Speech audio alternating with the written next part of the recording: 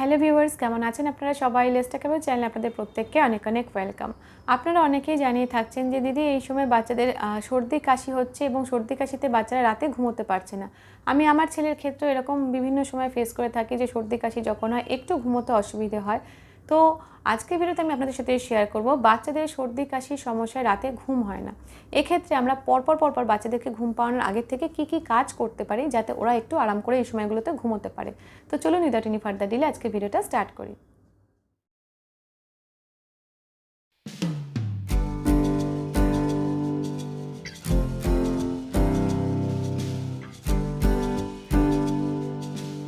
তো আমাদের চ্যানেলে বাচ্চাদের সর্দি কাশি সংক্রান্ত বা সর্দি কাশি যখন লেগে রয়েছে সেই সময় কি করতে পারি তার উপরে বিভিন্ন টাইমে আমি আলাদা আলাদা ভিডিও শেয়ার করেছি। ডেসক্রিপশন বক্সে আমি লিঙ্ক দিয়ে দেবো, আপনারা চাইলে সেই ভিডিওগুলো দেখে নিতে পারেন। আজকের ভিডিওটা হচ্ছে শুধুমাত্র যদি বাচ্চার সর্দি কাশি চলছে যখন সেই সময়গুলোতে বাচ্চারা ঘুমোতে পারে না, ঘুমোতে খুব অসুবিধা হয়, ঘুমটা মাঝে মাঝে ভেঙে যায়, এই ক্ষেত্রে আমরা কি করতে পারি পরপর ঘুমের ঠিক আগের থেকে আমরা কি ব্যবস্থা নিতে পারি যাতে ওরা রাতে একটু ভালোভাবে ঘুমোতে পারে সেই সম্পর্কে। তো চলুন আপনাদের সাথে পরপর এই স্টেপগুলো শেয়ার করি। নাম্বার 1 যে টিপসটা শেয়ার করব সেটা না আমার বাচ্চার ক্ষেত্রে যেটা দেখে আমি যেটা প্রয়োগ করে আমি ভীষণ ভালো ফল পেয়েছি বা পাই, সেইগুলোই আপনাদের সাথে শেয়ার করছি। আপনারা চাইলে বাচ্চার জন্য এটা ফলো করতে পারেন।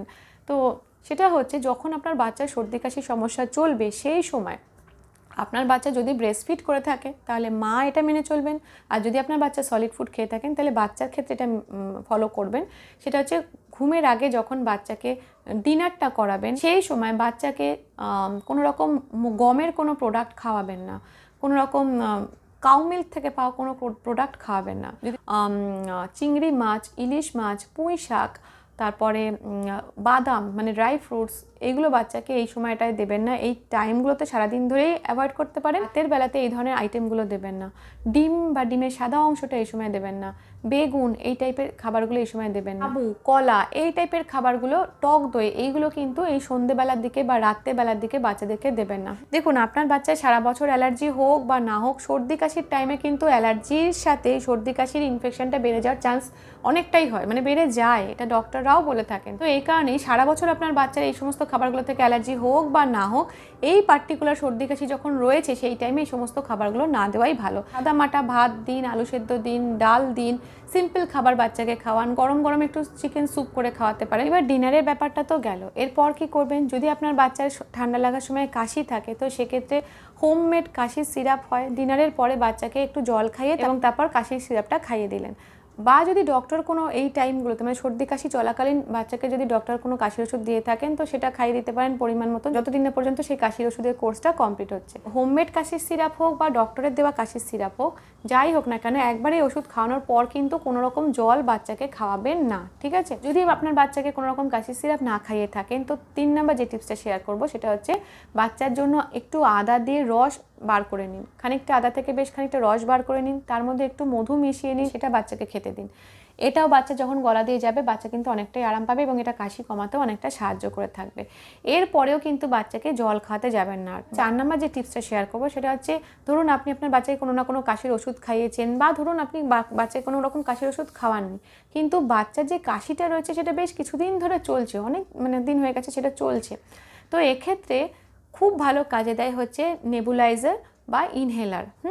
এই যে নেবুলাইজার বা ইনহেলার, এটা কিন্তু চট করে কাশি কমাতে সাহায্য করে এবং রাত্রিবেলা উঠে ঘুমের মধ্যে যে কাশি হয় সেই ব্যাপারটাও কিন্তু সেরে যায়। অনেক ডক্টরই কিন্তু কাশির ওষুধের পরিবর্তে নেবুলাইজার নিতে বলছেন, ইনহেলার নিতে বলছেন কাশি কমানোর জন্য। এই ধরনের স্প্রেগুলো চট করে গিয়ে কাশি কমাতে সাহায্য করে। আপনি আপনার যদি দেখে থাকেন বাচ্চার মধ্যে অনেক দিন ধরে কাশি রয়েছে এবং তার জন্য বাচ্চা ঘুমোতে পারছে না, মাঝে রাতে বারবার উঠে পড়ছে, সেক্ষেত্রে ডক্টরের পরামর্শ নিয়ে কিন্তু নেবুলাইজার বা ইনহেলার কিনে রাখতে পারেন এবং ঘুমের আগে সিম্পল টাইপের খাবার খাইয়ে যদি ডক্টর কোনো রকম নেবুলাইজার বা ইনহেলার দিয়ে থাকেন সেইগুলো টানতে দিন বাচ্চাকে ঘুম পাড়ানোর আগে।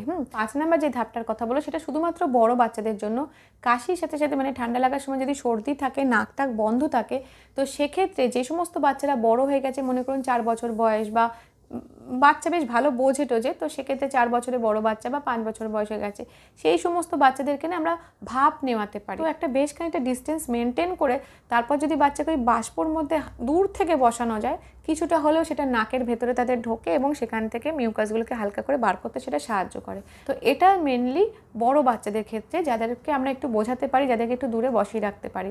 এবার 6 নম্বর যে টিপসটা শেয়ার করবো সেটা হচ্ছে কাশির সাথে সাথে যদি বাচ্চার সর্দি থাকে, নাক দিয়ে জল পড়া বা নাক বন্ধ হয়ে যাওয়ার মতন সমস্যা হয় এবং বাচ্চা ঘুমোতে না পারে, সেক্ষেত্রে যেটা করবেন সেটা হচ্ছে ঘুমানোর আগে আগে, মানে বাচ্চা ঘুমোবে তার আগে আগে হাত দিয়ে ছোট বাচ্চা যদি হয় সে তো নাক ঝাড়তে পারবে না, ঘুমের আগে আগে নাকটাকে এইভাবে চিপে যতটুকুনি যা ভেতরে শ্লেষ্মা বা মিউকাস আছে বা সর্দি আছে সেটা বার করার চেষ্টা করবেন। ভালো করে বার করে নিলেন, রুমাল দিয়ে পরিষ্কার সুতি নরম রুমাল দিয়ে মুছে দিলেন। যদি বাচ্চা একটু বড় হয়ে যায় সেক্ষেত্রে তারা নাক ঝাড়তে শিখে যায়, নরম সুতির রুমাল দিয়ে নাক ঝেড়ে দিলেন তাদের। এবার নাক তো পরিষ্কার হয়ে গেল, মিউকাস তো বেরিয়ে গেল। এরপরে বাচ্চাদের নাকের মধ্যে সিম্পল টাইপের নাকের ড্রপ, মানে ন্যাজোক্লিয়ার টাইপের নাকের ড্রপ, অথবা সর্দি কাশি যদি একটু বেশি বাড়াবাড়ি হয় বা বাচ্চা যদি একটু বড় হয়ে যায় সেক্ষেত্রে এরকম সিম্পল টাইপের নাকের ড্রপের কাজ হয় না, তখন ডক্টররা কিছু দিনের জন্য স্পেশাল টাইপের নাকের ড্রপ দেন। নাকটা পরিষ্কার করে সেরকম সেই নাকের ড্রপ বাচ্চাকে দিয়ে দিতে পারেন। এর ফলে নাকের প্যাসেজগুলো পুরো ক্লিয়ার হয় এবং বাচ্চাটা আরাম করে কিন্তু ঘুমোতে পারে। এটা 7 নম্বর স্টেপসে আমরা যেটা করতে পারি বাচ্চাদেরকে ঘুম পাড়ানোর আগে। এই কটা দিন যখন বাচ্চা সর্দি কাশির সমস্যায় ভুগছে তখন বালিশের ওয়ার, বিছানার যে বেড কভার যেটা সেটা, মশারি, বাচ্চা গায়ে যেটা চাপা দেবে, ব্ল্যাঙ্কেট, এগুলো যেন সব পরিষ্কার হয়। এখান থেকে যদি ধুলো বেরোয় তো সেক্ষেত্রে কিন্তু সেই ধুলো থেকে বাচ্চাদের আবার দম নেওয়ার মতন বা ব্রিদিং প্রবলেম হতে পারে, হাঁচির মতন সমস্যা হতে পারে, নাক বন্ধ হয়ে যেতে পারে, এই ধরনের নানা রকম সমস্যা হতে পারে এবং ঘুমটা ব্যাঘাত ঘটবে। এগুলো আমরা চোখে শর্ট করে ধরতে পারি না, কিন্তু এগুলোর থেকেও বাচ্চাদের সমস্যা হয়, এগুলোর জন্য কিন্তু ওদের রাতের ঘুমটা ব্যাহত হয়। 8 নম্বর যে স্টেপসটা মনে রাখবেন বা 8 নম্বর যে টিপসটা ফলো করতে পারেন সেটা হচ্ছে এই টাইমে বাচ্চার যে ঘরে শোবে সেই ঘরে কোনো রকম কোনো মশার ধূপ বা কোনো রকম কোনো সুগন্ধি কিছু স্প্রে ইত্যাদি ব্যবহার করতে যাবেন না। বাচ্চার গায়ে খুব উগ্র গন্ধযুক্ত কোনো রকম ক্রিম বা লোশন মাখাতে যাবেন না। যদি এমন কোনো ক্রিম বা লোশন থাকে যেগুলোর গন্ধ খুবই হালকা, সেরকম ক্রিম বাচ্চার জন্য সিলেক্ট করতে পারেন বাচ্চাদেরকে মাখানোর ক্ষেত্রে। বাচ্চাকে তো হালকা ক্রিম টিম মাখিয়ে বিছানা পরিষ্কার করে ভালোভাবে আমরা শুয়ে দিয়েছি। 9 নম্বরে যে গুরুত্বপূর্ণ ব্যাপারটা মনে রাখবেন সেটা হচ্ছে আপনার বাচ্চার অনেক সময় লক্ষ্য করে থাকবেন শীতকালে ঘরের মধ্যে একটা শুষ্ক ব্যাপার তৈরি হয় এবং সেখান থেকে বাচ্চাদের নাক বন্ধ হয়ে যায়। নাক বন্ধ হয়ে যায় বলে বাচ্চা হাঁ করে নিঃশ্বাস নেয় এবং হাঁ করে নিঃশ্বাস নেওয়ার ফলে গলা শুকিয়ে গিয়ে কাশি শুরু হয়ে যায়। তো এটা বড়দেরও অনেক সময় হয়, দেখবেন নাক টাক শুকিয়ে গেছে, গলা শুকিয়ে যাচ্ছে। এই ক্ষেত্রে যাতে ঘুমটা ব্যাঘাত না ঘটে বা ভেঙে না যায় তার জন্য যে ঘরে বাচ্চা শুয়েছে সেখানে একটা বড় মুখ খোলা গামলার মতন পাত্রে জল রেখে দিন এবং সেই জলটা প্রায় সন্ধ্যেবেলার থেকে রেখে দিন এক কোণে, যাতে সেই জলটা বাষ্প হয় এবং ঘরের যে স্বাভাবিক ময়েশ্চারটা আছে সেটা বজায় থাকে। এর ফলে কী হবে, রাতে যখন আপনারা ঘুমোবেন তখনও ঘরের মধ্যে যে স্বাভাবিক ময়েশ্চারটা সেটা বজায় থাকবে, নাক শুকিয়ে যাওয়া, গলা শুকিয়ে যাওয়ার মতন সমস্যা হবে না। বাজারে হিউমিডিফায়ারও কিনতে পাওয়া যায়, হিউমিডিফায়ারও ঘরের হিউমিডিটি বজায় রাখতে বা আর্দ্রতা বজায় রাখতে সাহায্য করে, ঘরের শুষ্ক ব্যাপারটা কাটিয়ে ঘরটাকে আর্দ্র রাখে। তার ফলে কিন্তু এরকম নাক শুকিয়ে যাওয়া, গলা শুকিয়ে গিয়ে কাশি শুরু হয়ে যাওয়া এই ধরনের সমস্যাগুলো বাচ্চাদের হয় না এবং বাচ্চাদের ঘুমটাও ভাঙে না। 10 নম্বর যে টিপসটা ফলো করতে পারেন সেটা হচ্ছে আমার বাচ্চার ক্ষেত্রে ওর স্কিনের ওপরে সর্ষের তেল সহ্য হয়। তো আপনাদের যাদের বাচ্চার স্কিনের ওপরে সর্ষের তেল সহ্য হয়, সর্ষের তেলতে কোনো রকম সমস্যা হয় না, সেক্ষেত্রে বাচ্চার স্কিনে রাতে শোয়ার আগে আর আলাদা করে ক্রিম লোশন না মাখিয়ে হালকা ইনডাইরেক্টলি সর্ষের তেলটা গরম করে নেবেন একটা গরম জলে বসিয়ে, তারপর সেই তেলটা দিয়ে সারা বডিতে, গলায়, নাকের পাশে, নাকের এই সাইডগুলোতে, কানের পিছন দিকগুলোতে, গলায়, ঘাড়ে, বুকে, পিঠে, পায়ের পাতায়, হাতের পাতায় ভালো করে মালিশ করে দিতে পারেন। এবার এই মালিশ তো আপনি করে দিলেন, তারপর যদি আবার এক গাদা জামা কাপড় পরিয়ে চাপিয়ে দেন তাহলে কিন্তু বাচ্চার গরম লাগবে, সেখান থেকে সমস্যা হবে।